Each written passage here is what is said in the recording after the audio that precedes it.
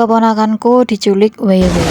Cerita ini dikutip dari buku horor 13 tulisan Ajen Dianawati. Menjelang maghrib, suasana kampung biasanya mulai sepi. Warga yang memiliki anak-anak kecil akan segera mengajak anak-anaknya masuk rumah dan menutup rapat pintu. Itulah kegiatan di kampungnya Kak Devi. Semua itu terjadi karena cerita menyeramkan tentang hantu Wewe yang dipercaya suka menculik anak kecil di waktu senja. Tapi keponakan Kak Devi yang bernama Tiara seolah tidak percaya dengan cerita itu. Usianya baru 6 tahun dan hari itu ia pulang dari mengaji agak terlambat karena mengikuti acara ulang tahun temannya. Sedangkan jalan pulang yang harus dia lewati yaitu perkebunan aren yang sunyi dan gelap. Ibunya Tiara menunggu cemas di rumah. Saat malam tiba, Tiara pun tak kunjung pulang. Keresahan kini berubah menjadi kepanikan. Bapak dan ibunya Tiara akhirnya mencari Tiara ke rumah teman-temannya. Tapi hasilnya tetap nihil.